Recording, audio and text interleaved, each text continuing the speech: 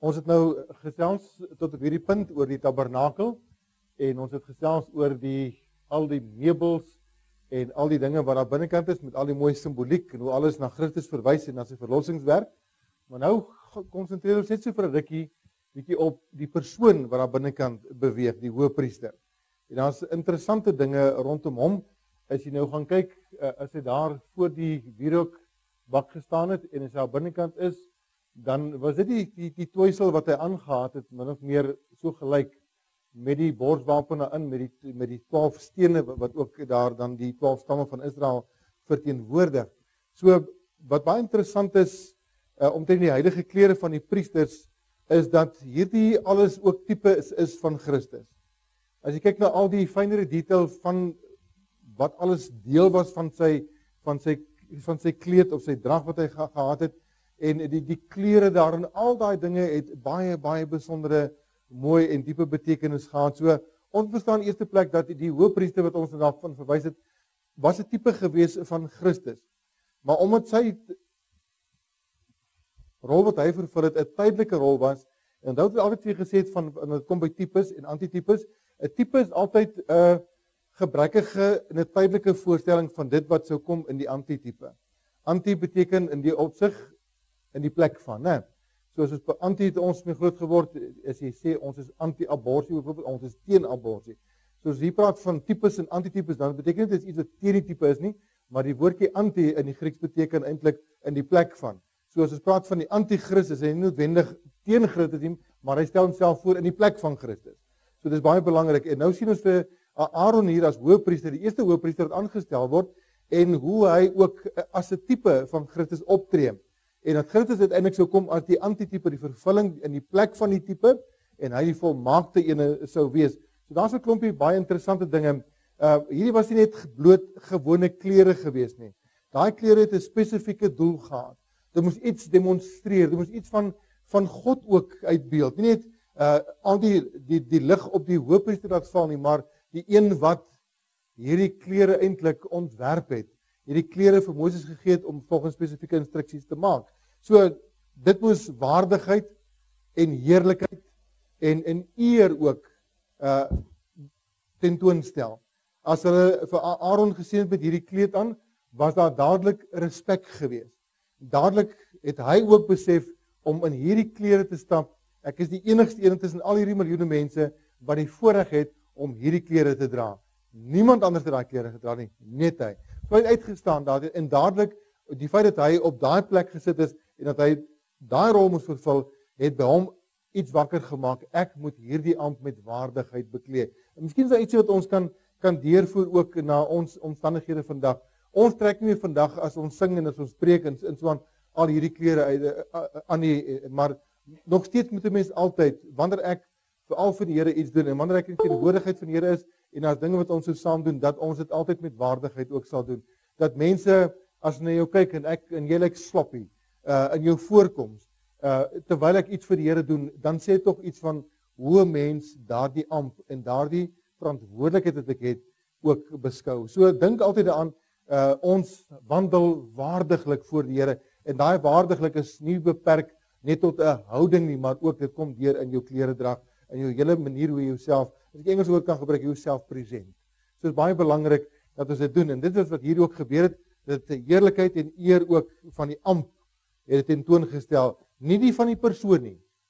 Die waardigheid, heerlikheid en eer van hierdie spesifieke ampt wat so besonder was vir die Here, dit moes ten alle tye beklemtoon en onderstreep word. So dit was goddelike onderwerp geweest. Moses het nie gaan sit aan 'n tafel en hulle het so 'n dinkskram gehou, hy en 'n paar van die leviete en vir die Here gevra vir 'n bietjie wysheid en leiding hoe om hierdie klere te ontwerp. Hy het nie 'n paar vrouens bymekaar gesê, "Hoor, gee my so 'n paar idees van hoe al hierdie goedjies gaan doen nie." Die enigste een wat vir hom al hierdie inligting gegee het, was God gewees. So die patroon, as ek dit so kan stel, was van hemelse oorsprong gewees. Maak dit presies volgens hierdie aanwysings. En daardie aanwysings in die detail daarvan ook wil die Here vir ons sê, hierdie ampt is vir hom baie besonder, dat hy soveel detail insit, soveel aandag wy aan so 'n besondere ampt. Dis nie sommer net wat dit gebeur. Die goddelike ontwerp, die klere wat aan betrokke was, veral die blou, goud, pers, wit, Alles was mooi klere gewees en ons gaan net is by bladsy 106 gou deurwerk daarna kyk, maar die klere het 'n betekenis gehad. Die Here het nie sommer net klere gekies nie. Hy kon woestynklere gekies het. Ek dink as ons in die woestyn was, ons het ons 'n bietjie inblend by die woestyn. Hy het dit nie gedoen nie. Ek dink as dit vandag was, het die ouens seker die hoofpriester dalk camel gedra. Wel 'n camel dra om in te blend na by die woestyn. Maar die klere is deur God gekies. Spesifieke koninklike, priesterlike klere en klere wat reinheid ook demonstreer het. En dan dit is ook gemaak gewees deur bekwame vakmanne. Jy kyk ook wie die Here uitgekies het. Hy het gesê manne wat vervul was met die Heilige Gees, manne wat nie net gewone talente en skills gehad het om klere te maak het. Hierdie manne wat die klere gemaak het vir die hoëpriester was mense vol van die Heilige Gees. Want hulle moes iets van God moes hulle aanwerk. Nou kan jy vir jouself indink die geweldige verantwoordelikheidsin wat daar by hierdie naaldwerkers moes gewees het. Nou dit kon seker vrouens en mans gewees. Ek weet nie wie het almal die naaldwerk gedoen daai tyd nie, maar die noukeurigheid daarmee betrokke was. As jy kyk die manier wat hierdie goeders gedoen is, hoe dit geweef is, die fyn draadjies wat gebruik het, is ongelooflike fyn bordierwerk wat derentyd gebruik het. Ek dink baie vrouens van vandag niks wegneem van mense vandag nie, maar dit wat destyds gedoen het, as jy mooi gaan kyk na daar, dit word moeilik vandag geëwenaar. Regtig waar, dis uitstaande gehalte gewees. So al daai dinge sê vir ons iets van wat en hoe God hierdie spesifieke ampt van die hoëpriester dan ook beskou het. As ons kyk na Aaron as hoëpriester, onthou Aaron was die eerste aangestelde hoëpriester gewees. Ons lees wel van iemand voor hom, né? Wie was dit gewees? Wat ook 'n hoëpriester was, né? Dit was Melchisedek gewees. Nou baie misterieuse figuur, ons daaroor gepraat, ek gaan nie vanaand daaroor gesels nie, maar Aaron was die eerste uitverkose en die eerste aangestelde hoëpriester gewees om in diens van God op te tree vir 'n spesifieke volk. Melchisedek het 'n ander rol gehad, maar in die eerste plek, hy het 'n opdrag ontvang van die Here om met Moses te gaan. Hy was, as ek Engelse uitdrukking gebruik, he was minding his own business. En toe het die Here vir Moses gekies en Moses sê, maar ek kan nie praat nie. En uiteindelik toe sê die Here, dan gaan alles vir Aaron, hy sal met jou mond wees, hy sal namens jou wees, en Aaron word toe gekies om saam met Moses te gaan. Ek wil hê met hierdie gedagte nou baie mooi onthou, want ek gaan met dit deurtrek na 'n baie mooi geestelike betekenis toe ook. Die tweede ding wat vir my belangrik is, as ons kyk na Aaron, is die feit dat hy namens Moses moes gepraat het. Moses het daarom vir hier en daar gepraat, maar die meeste van die tyd het Aaron die praatwerk gedoen. So hy het namens Moses gepraat. Die derde gedagte is, hy het tekens en wonders gedoen, Aaron saam met Moses, in die krag van God. En dan in die vierde plek, sien ons ook, hulle was saam op die berg gewees. Daar was 'n keer wat gewees, wat Moses en Aaron alleen was, wat daar partykeer Joshua saam was, en van die oudstes ook saam was, maar wat my belangrik nog is dat Aaron ook gereeld tyd op die berg saam met God en saam met Moses spandeer het. En dan nog 'n gedagtetjie daarsom, hy was uitverkies en gesalf tot hierdie priesterskap. En dan 1 Petrus 2 vers 9 is waarby ek wil kom. Nou sê die Here vir ons in 1 Petrus 2 vers 9, en hy praat van die kind van God, dat julle is 'n uitverkore priesterdom, 'n koninklike priesterdom, om te verkondig die deugde van hom wat julle tot sy lig en tot sy heilig geroep het. So, ek en jy as kind van die Here, as jy waarlik weergebore is, as jy die gees van God ontvang het by wedergeboorte, dan is jy 'n priester. Of jy het nou wil weet of nie.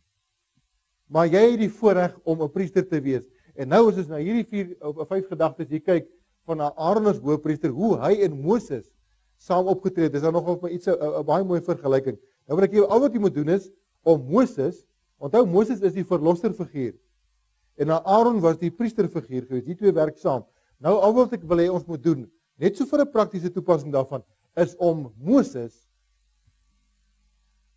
te gebruik as 'n voorstelling van Christus en dan vir Aaron as 'n voorstelling van jou en my as kind van God. Nou kyk ons gaan nou weet hierom.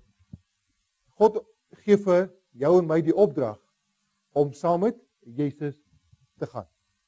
Dis God se wil. Ek en jy moet saam met Jesus, ons verlosser, 'n pad stap. Ons het baie keer die voorreg om namens Jesus dinge op hierdie aarde te sê. Wanneer ons spreek, moet dit woorde wees van God, sê die woord. Ons moet baie keer as ons bid, hoe eindig ons gebede? Ek vra dit in die naam van Jesus Christus. Wat beteken eintlik? Dis eintlik net 'n ander manier van sê ek vra dit namens Jesus. So ons het die voorreg om dikwels ook saam met Jesus namens hom te praat. En met mense, die oomblik as jy vir mense woord bedien, dan sê ek so sê die Here, ek praat namens God. As ek hier voor staan, moet ek seker maak dat die woord wat ek ontvang het van die Here is sy woord vir die gemeente, dis sy woord vir die geleentheid. Want ek sê op daardie oomblik, so sê die Here, ek praat namens God. Ek staan tussen God en mense, geweldige verantwoordelikheid. Maar dit geld ook vir jou ook. As jy in jou daaglikse situasie vir iemand dalk 'n woord mee moet bedien. Dan lê die Here 'n teksvers op jou hart. Dan gaan gee ek daai teksvers iemand anders of ek stuur dit vir hom op 'n WhatsApp en ek bemoedig daai persoon, dan tree ek op namens die Here. Want hy gebruik my om woord aan iemand anders se lewe te spreek. Verder ook, ek en jy het die voorreg om soos Aaron saam met die Here tekens en wonders te kan doen, om vir mense te gaan bid, om of hulle omstandighede nou siekte is of nood is of wat ook al, maar om dinge ook te kan verander en deurbrake te bewerkstellig. Dis jou en my voorreg, net soos wat Aaron dit gehad het. Verder ook op die berg in uitgeruste geselskap te wees. Dis God se hart vir elkeen van jou en my, om nie net van tyd tot tyd 'n bergervaring met die Here te hê nie, maar om voortdurend hoogtepunte in ons geestelike lewens te hê. As ons lees van bergtop ervarings, mense wat saam met die Here op die berg was, dan spreek dit altyd van intieme gemeenskap, van 'n baie nou verhouding en 'n baie groot voorreg wat ons het. So, ek en jy het ook die voorreg om saam met Jesus tyd te spandeer op die berg. En nou beteken dit nie 'n fisiese berg nie, dat ons nou ergens in hierdie plat wêreld nou 'n bergie moet gaan soek nie, maar om werklik waar eenkant met die Here te kom en geestelike hoogtepunte te kan beleef. Dis die volgende en dan die laaste enetjie, ek en jy is ook uitverkies in Christus, uitverkies en gesalf tot 'n priesterampt. Hoe gebeur dit? Die dag wanneer jy gered word, die dag wanneer ek deel word van Christus, is ek deel van sy uitverkiesing. En daardie uitverkiesing stop nie daarby dat hy my uitverkies om hemel toe te gaan. Hy het my uitverkies vir 'n sekere doel. Wat is dit? Om gelykvormig te word aan die beeld van sy seun, om namens Christus hier op aarde te kan optree. Dis jou en my roeping. En wat is die salwing? Daai tyd was dit gewees met olie. En dit was 'n hele seremonie gewees wat gedoen is om die hoofpriester te salf. Hoe gebeur dit vandag? Kyk, kom ouderlinge bymekaar en ons lê hande op en ons sê nou as jy vervul met die Heilige Gees. Dit hoe dit gebeur. Party kerke doen dit so. Maar hoe gebeur dit? Deur die geloof. Om Here te vertrou vir vervulling met die Heilige Gees. En wat beteken daardie vervulling? En dat hy my beheer, dat ek onder sy invloed kom en dat ek onder sy invloed bly. Ek dink aan daai teksvers dan Efesiërs 5 vers 18 wat hy sê moenie dronk word van wyn nie, daarin is losbandigheid, maar word met die Gees vervul. As jy daai teksversie mooi ontleed, dan beteken dit eintlik die volgende: moenie dronk word van wyn nie. Moenie onder die invloed van wyn kom nie, want dit lei tot losbandigheid. Maar kom onder die invloed van die Heilige Gees, daarin is beheersing. En daar is krag in dit. So dis wat daai teksvers eintlik beteken. Ek en jy, ten spyte van die feit dat ons gered is, moet ons voortdurend bewus wees en seker wees dat ons vervul is met die Heilige Gees. En dit tree ons kragteloos op. Michelle, ek luister.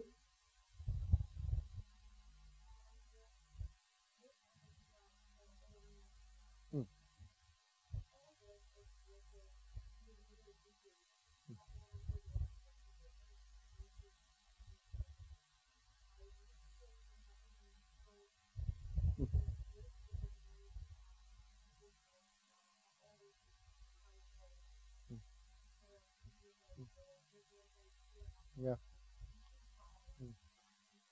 Ja. Daar's verskeie redes daarvoor. In die eerste plek, Moses was nie die eerstgeborene gewees nie. Aaron was. Die Here het hom gekies vir 'n spesifieke rol en dit is al wat hy moes gedoen het. Hy het nie 'n dubbel rol gehad nie. Sy rol was as verlosser van die volk op te tree. Die Here het iemand anders te gebruik vir die ander rol. En net so vandag ook in die kerk. In elke ander situasie, die Here kies mense vir een ding, en jou verantwoordelikheid is dit wat hy jou voorgekies het. As hy byvoorbeeld vir Sean kies as die diaken, maar hy het goeie kwalifikasies, ek vat nou maar so voorbeeld vir Sean, net dink prakties te probeer verduidelik.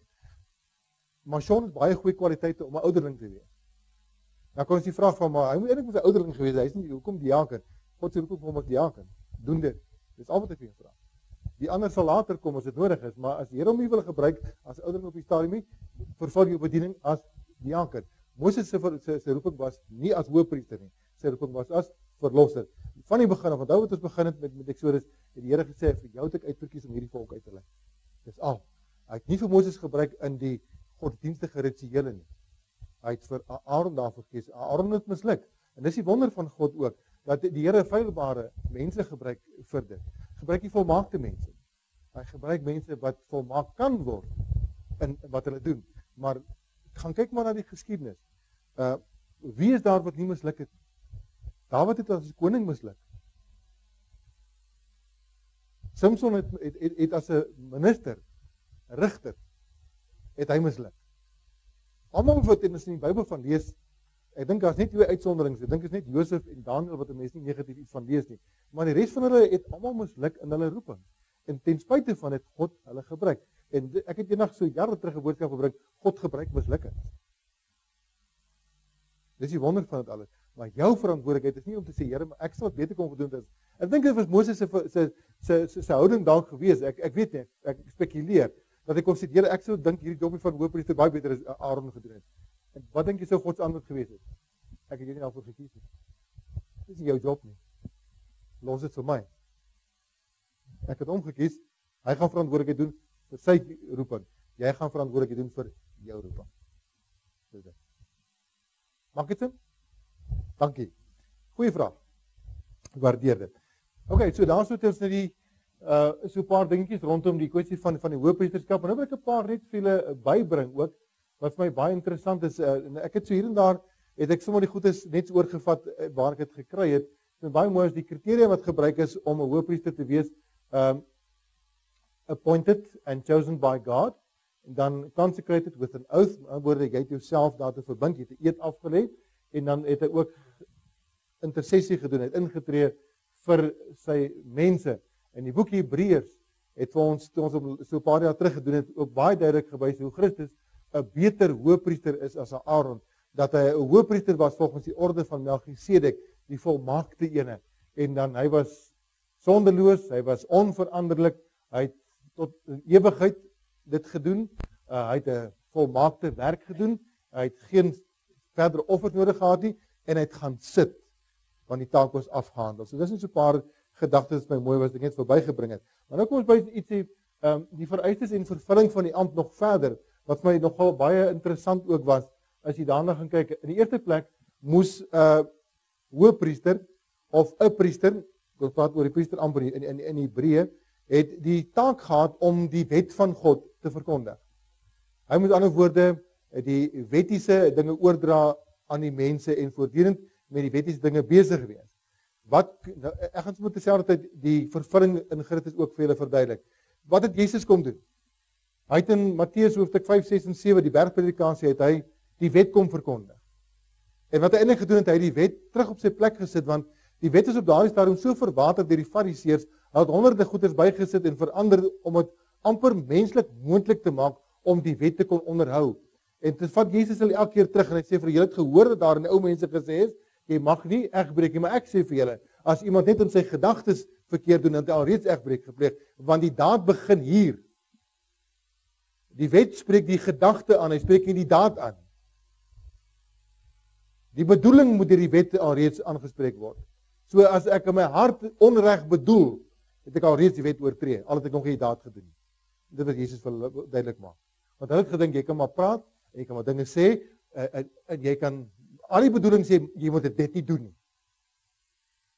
En Jesus gaan verkondig die wet, en hy vervul die wet ook met sy gehoorsaamheid. 'n verdere ding wat belangrik is, hy moes die wil van God uitvoer, die priester. Wat het Jesus kom doen? Ons lees dit in 'n paar plekke in die Nuwe Testament, dat Jesus gesê het, ek het nie gekom om my wil te doen nie, maar die wil van my Vader wat my gestuur het. So dis wat Jesus kom doen. Hy kom vervul hierdie priesterambt in die volmaaktheid daarvan. 'n Derde ene, hy moes die seun van God ook aan die mense oordra. Dit was die priester se taak gewees om nadat daar versoening gebring is, nadat daar tussen met God gekommunikeer is, dan hy die volk die priesterlike seën uitgespreek en jy onthou die Aaronitiese seën daar in Numeri 14, né? Dit sê. Numeri 6. Waar ons het so 'n paar dae terug ook so 'n studie gedoen, so 'n paar boodskappe oor hom gebring oor die Aaronitiese seën, daai mag die Here jou behoed en mag die Here jou seën en mag die Here jou sy aangesig laat skyn in jou en al daai dinge wat daarmee saamgaan. Maar daai Aaronitiese seën wat hy uitgespreek het, was net 'n voorreg geweest wat die hoëpriester kon doen. En dat het op 'n sekere manier ook gedoen. So, hy moes die seën van God oordra aan die mense, daarmee saam, ons het nie ingesit nie.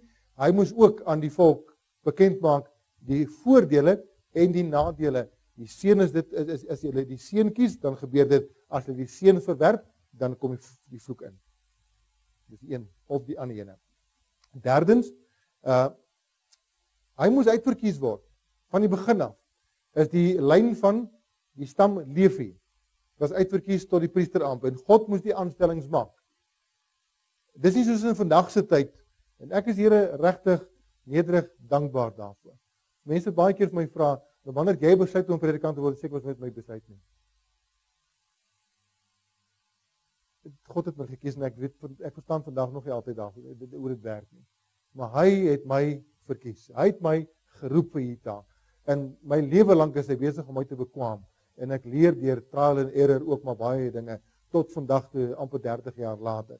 So die Here moet aanstellings maak. Die Here moet uitverkies wanneer dit kom by ampte en sekere rolle wat daar moet vervul word, selfs in die kerk vandag ook. Ek kan nie besluit om 'n predikant te word nie. Ek kan nie besluit my pa en ma was in die bediening gewees, ek gaan hulle ook nog maar volg nie. Of was my oupa grootjie se wens gewees, een van sy kleinkinders moes 'n dominee geword het. So ek gaan nog maar vandag 'n dominee word om my oupa grootjie wat in die graf is tevrede te stel. Dis buite orde. Jy moet jou aanstelling by God kry. Jy moet jou roeping by die Here kry. Anders is jy buite die wil van die Here, want dit is nie 'n beroepskeuse nie. Dis 'n roeping wat God alleen kan maak en dit was van daai tyd af nog al so gewees. God kies uit en hy stel aan, nie jouself nie. 5de enetjie, hy moes eersgeborene wees, soos daar in 'n gesin, die eerste kind in die stam van Levi, sou die priesterambt bedien het. Die tweede ene het nie kans gestaan om hoëpriester te word nie, net die eersgeborene altyd. En dis waar dit inkom ook wat Michelle gevra het, hoekom nie Moses nie? Aaron was die eersgeborene gewees. So hy het die voorreg gehad om hoëpriester te word. God het hom uitgekies en wat het dit weer eens selfs in daardie besluit van God, die eersgeborene kon die hoëpriester wees, is daar 'n vervulling in die antitipe van Jesus. Wie is hy? Hy is nie die eersgeborene nie. Die Bybel noem hom as die eniggebore seun van God.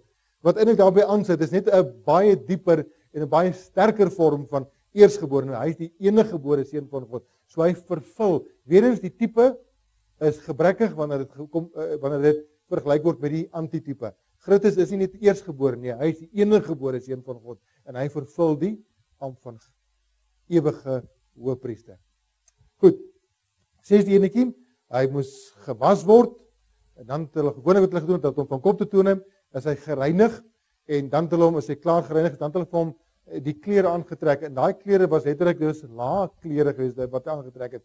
Daar was die linne broek wat hy aangetrek het wat vergelyk met vandag se sekerlik se onderklere. Hy het dit gedra en dan het die volgende lae klere dit opgekom. So ek dink dit was nogal 'n redelike warm storie in die woestyn gewees, alhoewel linne is nie so warm nie, maar met al die ander tuniek wat voor hom gehang is, dink ek kon nogal benoud geraak het in daai klere. Dis ook ek nie met 'n toga preek ook nie, want dit raak te warm. Jy sweet onder daai ding, jy wil naderhand dit met alle mag van hom ontslaa raak. Maar in 'n geval hy's gewas en bekleed. Wat lees ons van Christus? Waar is die vervulling van dit? Jesus word by die Jordaanrivier word hy gedoop wat 'n wassing was. En direk daarna wat gebeur? Hy's vol van die Heilige Gees, bekleed. Is hy die woestyn in. Daar's die vervulling van Aaron se handeling, sy reiniging en sy bekleding, hoe dit vervul is in Christus. En dis hoekom, ek moet dit net gou hierby sê, dat mense fouteer vandag verskriklik, as hulle Jesus se doop by die Jordaan wil gebruik as 'n motivering, waarom ek en jy vandag as kinders van die Here gedoop moet word. Dit het niks daarmee te doen nie. Jesus se doop het niks met jou en my doop te doen nie. Ons volg Jesus nie in sy doop nie, ons kan nie. Want sy doop was nie 'n bekeringsdoop nie. Sy doop was 'n openbaringsdoop. Jesus het nie sonde gedoen nie, so hy het nie tot bekering gekom en is gedoop nadat in sy sondes afgewas nie. Is julle verstaan wat ek nou sê? So Jesus se doop was 'n unieke doop geweest. Wat het gebeur? Johannes die Doper kom en sê, ek is nie werd om my skoene en jou voete eers los te maak nie. En Jesus sê vir hom, so pas dit ons om alle geregtigheid te vervul. Jy moet my doop. Nie om my sondes af te was nie, want Johannes was op daai stadium besig om mense te doop, simbolies afwassing van hulle sondes, 'n bekeringsdoop en 'n proseliete doop waar mense hulle van die heidendom tot die Jodendom bekeer het ook. So dit was 'n bekeringsdoop geweest. Jesus kom na hom toe en sê, jy my doop. Johannes sê, daar's 'n manier nie. Jy het die sonde. Hoe kan ek jou doop? My parafrasering net van dit. Jesus sê vir hom, jy moet dit doen, want geregtigheid moet vervul word. Ek moet openbaar word as Messias. En jy is die ene wat my moet openbaar as Messias. En hy doop hom in die oomblik toe Jesus gedoop word, toe is dit 'n openbaringsdoop. En Jesus word op daai oomblik word hy as die Messias, die Christus verklaar en openbaar. En sy bediening begin daar. So moet nooit die twee mekaar vergelyk. Ek het 'n oom gehad wat my nogal in Appington redelik gas gegee het oor hierdie ding. Oor ons moet ons laat doop. Ons moet Jesus in alles volg. Hy het hom laat doop en jy moet jou ook laat doop. En toe kry ek eendag wysheid. En ek sê vir hom nou, oom, wanneer gaan jy jou laat kruisig? Dit sê nee, ons kan nie so ver gaan sê, jy het gesê ons moet alles volg. So dan moet ons hom sê, dan moet ons ook gekruisig word soos hy. En toe stop hy die argument, maar nou dan as hy my in die straat kan sê, hoe gaan dit met my ongedoopte vriend? Dis maar ek het net so 'n verhouding gehad, maar ek het my nie veel daan gestuur nie. Maar ek wil net hê ek sal enige iemand moet hom laat doop vir die regte rede. En ek kan nooit my oortuiging vat uit Jesus se doop uit nie. Want sy doop, sê ek weer eens, was 'n openbaringsdoop van hom as Messias wat aan die wêreld bekend gemaak moes word. Dit is 'n wassing gewees, totaal anders. Dieselfde oomblik wat gebeur toe hy gedoop word. Toe hy uit die water uit opkom. Nou weer eens, die doop wat hy laag gehad het, as hulle praat van uit die water opkom, beteken nie hy was onderdompel noodwendig nie. Maar hy het dalk binne in die water gestaan want die Jordaanrivier het walle af. Hy het uit die water uit opgeklim en dieselfde oomblik het die Heilige Gees soos 'n duif, nie as 'n duif nie, soos 'n duif op hom neergedaal. En dit was die bevestiging geweest dat die handeling wat Johannes gedoen het om hom te openbaar korrek was en afgehandel was. Hy is gereed om onder die vervulling van die Heilige Gees met die bediening as gesalfde, want Messias beteken of Christus beteken gesalfde van die Here, om daar as gesalfde van die Here met sy bediening te kon begin. Maak dit sin? Okay. So, onthou daai in die toekoms ook, né? Hy spesiaal bekleed ook en dan verder hy's gesalf met heilige olie, die hoëpriester na die wassing en alles, net soos dat Jesus ook vervul is met die Heilige Gees. Hy moes voortdurend offers bring om die sondes van die volk ook te bedek.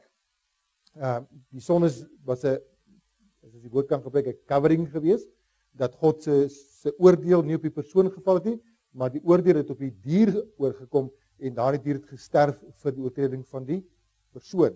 So dis die plaasvervangende offers wat hy voortdurend moes gebring het. Net 'n gedagte saam met by die volgende en ek ook kom ons hanteer gou daai netjie. Hy moes die sondes bedek en wegneem. So, maar ek het nou die weggeneem spesifiek daarby gesit. In die Ou Testament is sondes nooit weggeneem. In die Ou Testament is die sondes net bedek, want die bloed van stiere en bokke, Hebreërs 10 vers 22, sê die bloed van stiere en bokke kan nooit die sondes wegneem nie. Dit is net 'n bedekking, 'n tydelike bedekking verskaf vir die oordeel, teen die oordeel van God. En wat doen Jesus? Het hy offers gebring? Hy was die offer. Hy vervul die rol van die priester wat die offer moet bring, en hy gee homself as offer. Met ander woorde, hy vervul 'n dubbele rol met sy kruisiging. Hy is op dieselfde oomblik priester wat die offer bring, en hy is self die offer, want daar is geen ander geskikte offer gewees om die sondes vir altyd en ewig nie te bedek nie, maar die sondes voor die Here weg te neem. Dat dit nie meer bestaan. Dat God kan sê, ek dink nooit weer daaraan nie. Dis verby. Dis finish. Tetelestai. So in daai opsig het Jesus weer eens, die antitype is die volmaakte van die tipe. Die tipe kon nie die sondes weggeneem nie. Die antitype Christus het die sonde op homself geneem en hy is verwerp. Namens jou en my. Die plek van jou en my. Die volmaakte plaasvervangende offer.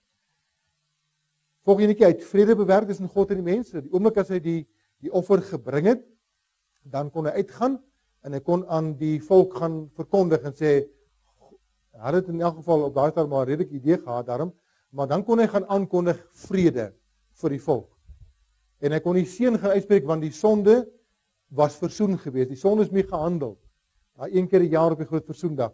Die sonde is mee gehandel en hy kon vir die volk vrede gee. Wat het Jesus gedoen na sy kruisiging? Na sy opstanding met sy disippels? Jy onthou? Hy het voor dit al vir hulle gesê, vrede gee ek vir julle. Nie soos die wêreld gee ek aan julle nie, my vrede gee ek aan julle. En na die opstanding, toe die disippels verskyn, wat doen hy? Toe blaas hy op en sê vir hulle, vrede vir julle. Dan. Dis die vrede waarbinne ek en jy vandag kan stap. Want dis volmaakte vrede. Hoekom? Want enige iets wat onvrede kan veroorsaak tussen my en God, is deur Jesus weggeneem. As jy jou sonde sien, en 'n stand tussen jou en God se vrede, dan sien jy jou sonde op die verkeerde plek. Jy moet dit nie by jouself sien nie, jy moet aan die kruis sien. Want daar's dit mee gehandel. Die oomblik as ek dit besef, dan ervaar ek vrede. Daai oomblik ervaar ek seën van die Here.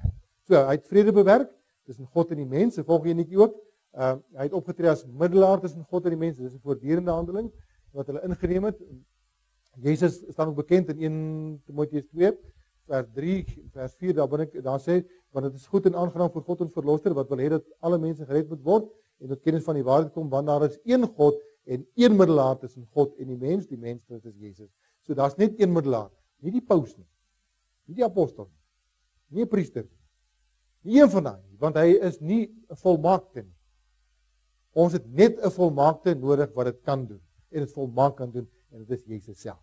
Een middelaar tussen God en die mens en dit is Jesus. 11 enetjie, hy het die borstas van geregtigheid, die hoëpriester het die borstas van geregtigheid gedra. Nou dis daai prentjie wat ek net te veel gewys het wat die voor op sy op 'n voorskot het hy gedra. Ek gaan nou vir julle wys. Maar binne dit was daar 12 verskillende edelstene gewees. En elkeen van daai edelstene het een van die stamme van Israel ook dan verteenwoordig. So wat dit eintlik gesê het, wanneer hy voor die versoendeksel gaan staan het en hy die offer gebring, dan het hy daar gaan staan namens die 12 stamme. En hy het vir almal van hulle ingetree en hy het hulle in hulle edelgesteentheid, as ek dit so kan stel, het hy vir hulle gaan intree. So die oomblik as die offer aanvaar is en daar weggestap, dan kom ons amper sê het hy stene. En dis nie met my vertolking. Jy sien dit het gebeur nie, maar dis hoe ek dit vir myself sien. As jy daar ingaan, was daai stene dalk moontlik dof geweest. Want dit verteenwoordig die sonde van hierdie volk. Hy bring dit na die teenwoordigheid van God na die versoendeksel toe. Maar die oomblik is daar die heerlikheid van God op daardie offer geskyn het. En die offers aanneem, die Shekinah glorie van God en daai plek voordig, dan glo ek die oomblik as die hoëpriester uitgestap het almal van daai stene het hulle geblink. Want hulle is herstel daar in die lig van die Here. Dis net hoe ek dit sien. Ek sê dit het gebeur, ek sê weer, probeer partykeer so 'n prentjies dink. Alraai.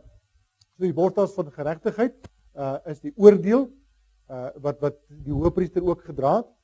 As hy daar gegaan het en God het nie die offer aanvaar nie, dan het die hoëpriester daar gesterf namens die volk. Dit het nooit gebeur dat ek van weet nie.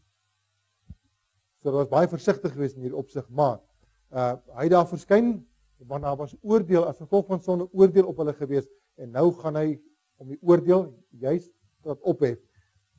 Wat doen Jesus vandag? Wat het hy? Draai hy 'n borstas met edelstene op, wat draai hy? Ek dink aan hy teksvers, ek probeer weer 'n bietjie prakties dink, wat hy sê, ek het jou in my handpalms gegraveer. Jou in my naam is nie in 'n borstas nie, dit is in sy hart. Dis in sy gedagtes. Dis vasgemaak. En as hy aan jou en my dink hy nie aan oordeel nie. Hy dink aan 'n verhouding, hy dink aan versoening, hy dink aan liefde. Hy het die goue kroon gedra ook, wat hy na die bokant gehad het, waarop daar gestaan het, heilig aan die Here. Ek dink dit is noodloos om te sê dat Jesus se hele lewe was gekenmerk ook aan sy heiligheid. En ons moet versigtig wees as ons praat van heiligheid, dat ons nie daardie konsep meer loop van neus nie lig en raak nie, smaak nie, roer nie aan nie, en jy daai houding van niemand moet naby my kom nie, ek mag nie lag nie, en al die van goed, dis nie heilig nie, dis aanstellerigheid, geestelike aanstellerigheid. Maar heilig beteken om eenkant te wees, om anders te wees.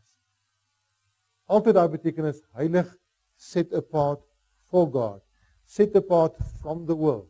Altyd daai twee gedagtes met mekaar kom. Ek is afgesonder van die wêreld en ek is afgesonder vir die Here. Dis heilig. En Jesus het dit in die volmaaktheid kom doen. Die heeltyd. Dit is al wat hy tentoongestel het, dat hierdie wêreld het geen vat aan hom nie. Hy het deur al die versoekings gegaan sonder sonde. Aan die ander woorde, he was set apart from sin. Maar aan die ander kant, daar was saam met dit ook 'n heelhartige toewyding aan sy Vader. Hy het gekom om die wil van sy Vader nie te verkondig nie, maar om te kom doen. So, in daai opsig was Jesus, hy het nie net die naam gedra of die plaatjie gedra op sy voorhoof, heilig aan die Here nie. Hy het geleef. Hy het gedemonstreer, my lewe heilig aan die Here. En dis waar ek en jy ook veronderstel is om te wees as kind van die Here. Mense altyd kan sê, hierdie persoon is heilig aan die Here. Op die groot versoendag het hy die diens waargeneem.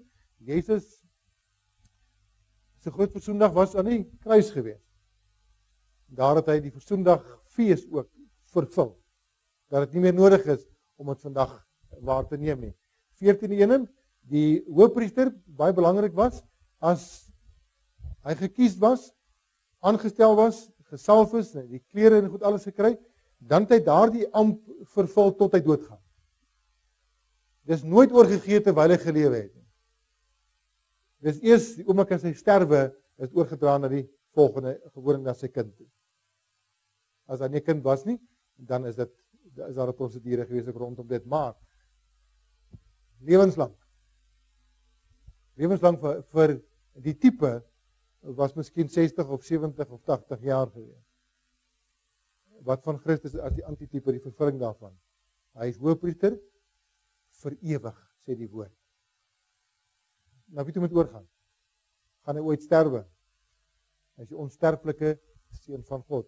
So hy besit 'n priesterskap wat nie op iemand anders oorgaan nie. Dit staan ook in Hebreërs, daar in hoofstuk 8, 9 en 10. En dan die laaste enetjie, wat my belangrik is ook hierso, hy alleen kon in die allerheiligste ingaan. Op hierdie stadium het ek en jy die voorreg om geestelik in God se teenwoordigheid te mag kom, wat vir ons 'n soort van allerheiligste ervaring mag wees. Maar voordat ons liggame nie verander is nie, en ons sonderloos volmaak voor die Here staan nie, en gelyk is aan Christus nie, kan ek en jy nie in God se teenwoordigheid, kom ons praat van sy uiteindelike, ewige teenwoordigheid ingaan nie. Dan moet nog seker dinge eers gebeur. Maar as ek op aarde, al het die grondslag gelees, en dan is die vooruitsig heerlik, né? Want dan sal ek ook eendag as ek hier geleer het om in God se teenwoordigheid te leef, gaan dit nie my probleem wees om eendag in die allerheiligste en die geestelike domein ook in God se teenwoordigheid te kan bestaan. Alright. So daar so 15 gedagtes rondom die hoofpriester wat vir my baie besonder was, 'n mooi vervulling het, vereistes en vervulling van die amp soos dit vind ook in Christus. Dan het iets wat ek ook net wil wys, wat vir my mooi was, die verskil wat onthou, daar was hoëpriesters en daar was gewone priesters. Die hoëpriester of die gewone priesters het gewoonlik so gelyk. Hulle het die wit klere gedra, en alles was omtrent wit geweest. Maar aan die ander kant, die hoëpriester het buiten dit het hulle ook hierdie blou rok en die borstas gedra en ook die goue kroon wat rondgedra het. So dit het die onderskeid gebring tussen die hoëpriesters en die gewone priesters. Daar was baie gewone priesters, maar daar was net een hoëpriester altyd op 'n gegee oomblik geweest, nooit twee nie. Dan as jy nou mooi kyk na daai prentjie, dis waar ons is op bladsy 106, ek gaan daarmee klaarmaak. Kan ons miskien volgende keer gesels oor so 'n paar ander interessante aspekte, maar as jy nou mooi gaan kyk ook, die goue plaat was daar gewees en die simboliek rondom dit. Dis ook hier in die, kom ons kyk maar gou daarvan. Miskien moet ons dis 'n ander volgorde in die lesing. Ons praat vir so vandag oor. Ek wil julle moet hierdie op julle eie tyd by die huis gaan deurwerk, hierdie 2 bladsye, want dis baie mooi diepte. Net om vir julle aan die gang te sit. Elkeen van hierdie dinge, die goue band wat ons daar kry, wat gesê het heilig aan die Here, spesifieke betekenis, die skouerkleed met die 2 onyxstene bo-op aangebring. Nou daar's meningsverskille rondom dit wat daardie 2 stene gesimboliseer het. Sommige sê dit dui maar net dat die kamp is in 2 verdeel, 6 aan die een kant en 6 aan die ander kant. Sommige sê daai stene verteenwoordig Israel wat op 'n later stadium sou verdeel het in die noordelike stam en dan die ander, die 10 stamme en die 2. Anders sê wie dit simboliseer die ou verbond en nuwe verbond, of alle dinge. Dit is baie spekulasie rondom dit. Niemand kan regtig sê wat my oortuigbaar is wat daardie 2 onyxstene regtig gesimboliseer het nie. Dan kry jy die blou mantel wat jy kan sien wat hier uitsteek. Ons lees daarvan, daar's die teksvers op die linkerkant, is ook so in julle boeke. En dan onthou die kleur blou, spesifieke betekenis, en dan die versierde rok van fyn linne. Dis eintlik hierdie wat ons hiervan praat. Hierdie wat hulle gedra het. Nou daaronder daar uitsteek, dis die linnebroeke gewees. Maar hier die linne kleed gewees, onder dit was nog die linnebroeke gewees. Maar in 'n geval so hierdie was die versierde kleed gewees wat hulle gedra het. Dis daarvan die versierde, ons praat daarvan 'n versierde rok van fyn linne. Dis eintlik 'n tipe van 'n voorskoot gewees wat voor en agter gehang het. So hy het so oor die skouers gehang. Weet jy, vrouens dra partykeer, daar's so tyd so mode gewees dat die vrouens daai ding so boor gedra het, dan sy oop langs die kante. Maar daar het iets onder aangaan. Maar ding is dis amper soos 'n ding wat hulle oorkleed aangetrek het, boor iets anderste wat 'n voor en agterkant gehad het. So dis die vorm waar daai blou ook dan was. En dan die band van die skouerkleed was ook daar bo het oorgegaan. Die straps, ons sê oorgegaan. En dan die hoofbedekking was daar gewees. Die borstas van beslissing is hier gedra op die hart van die hoofpriester met die 12 stene. En binne in dit was ook die 2 beslissingsstene, die Urim en die Thummim. Nou ek het in die week nogal gaan lees en gaan kyk rondom dit. En daar is baie stories en baie van dit is niks anders as fables.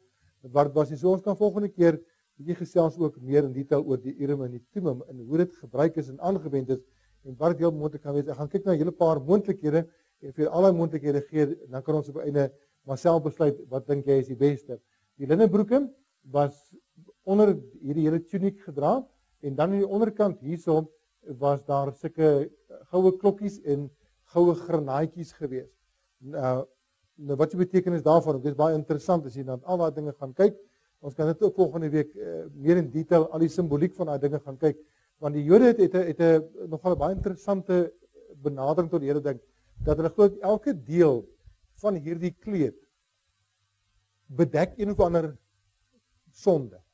Ek gaan dit vir wys, nogal baie interessant hoe dit sien. Maar die goue klokkies en die granaatjies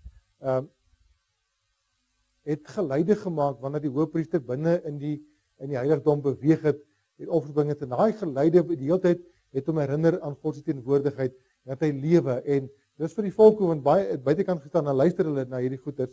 En as hulle, ek dink hulle het 'n paar ouens gehad wat fyn ore gehad het teen die seile gestaan en luister het. as die ou nog binnekant was, want terwyl die klokkies binnekant nog hoorbaar was, het hulle aanvaar, hy lewe nog en hy is nog aan die gang. Maar as dit stil sou geraak het, was daar bekommernis geweest. So dis die handeling geweest, want dan sy dood, dan het iets gebeur daar binnekant, want niemand kon gaan kyk nie. So daai goue klokkies en granaatjies het 'n doel ook gehad, net versierings geweest het. Hoekom granaatjies? Wat is nou so interessant aan 'n granaatjie? Ken julle 'n granaat, né? Daai rooi lekker vrug. Iets interessant van 'n granaat ook. Natuurlik een van jou gesondste vrugte wat jy kan kry.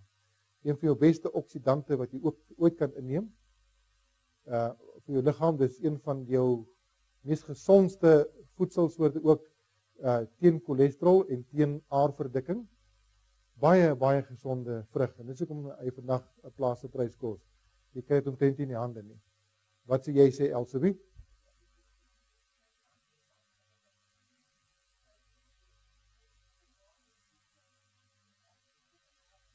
Ja. Ja, dis presies. Ja, ek gaan nou vir jou huiswerk gee. Gaan koop 2 granate, gaan tel jy die putte. Kyk of albei 613 is.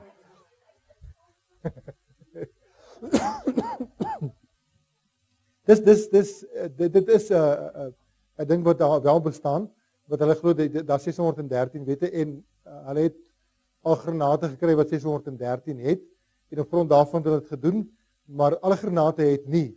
As ek nou gaan en ek het buite die Bybelse bronne ook gaan lees rondom dit, dis nie waar dat elke granaat net 613 pytjies het nie. Maar dit is 'n interessantheid wat hulle tog gebruik. Ek dink die granaat wat hulle gebruik het 613 gehad en toe het hulle dalk 'n koneksie gemaak rondom dit, ek weet nie. Maar granate, die kleur laat die mens ook dink aan robyne, die voorkoms daarvan ook, so daar's en die gesondheid daarvan en dat dit 'n baie gesogte woestynvrug was. Interessant ook as jy 'n studie wil gaan doen hoeveel keer wat alles gebeur het by granaatbosse en daai tipe goed is in die Bybel. Dis nogal iets interessant ook, hoor. So maar in elk geval, so dis hoe sy tuniek, as ek hom so kan stel, kan dan gelyk het. En ons gaan dan volgende keer 'n bietjie meer in detail kyk net om dalk af te sluit na die fynere simboliese betekenis van dit alles en dan ook gesels oor die Urim en die Thummim. En dan iets wat my baie interessant is wat ek nie vanaand, ons het nie tyd om daarby uit te kom nie. Ek gaan stop hierso. Is die ooreenkoms tussen dit wat jy daar sien, die hoofpriesterlike kleed en die wapenrusting van Paulus in die Nuwe Testament. Daar's iets nogal baie interessant rondom dit. Ek graag met julle wil deel. Right. So, kan ons daar stop en afsluit vir vanaand. Baie dankie. Daar's nog 'n paar mooi interessante goedjies wat ek regtig by volgende geleentheid Here wil met julle wil deel om die ding op 'n hoogtepunt af te sluit. Die boek Exodus. Okay. So kom ons bid saam.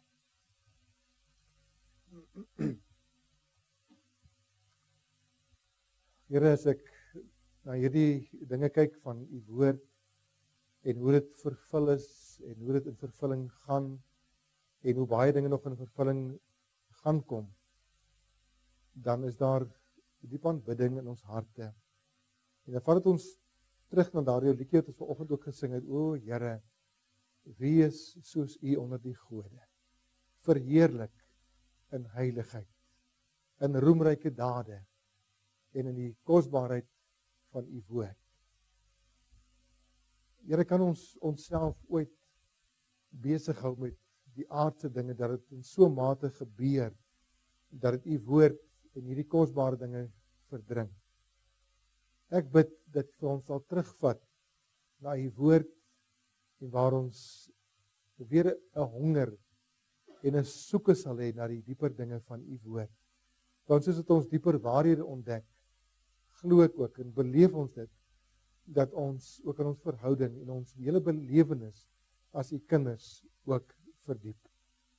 Ek bid dat u vir elkeen met wysheid en insig sal kom seën en as hulle die moeite gaan doen om te delf, dat daar ook vir hulle elkeen beloning sal wees in dinge wat hulle self ontdek. Want ek glo my hele hart, dis nie net bedoel om dit hier te doen nie. Ons kan dit elkeen daar op ons eie ook gaan doen.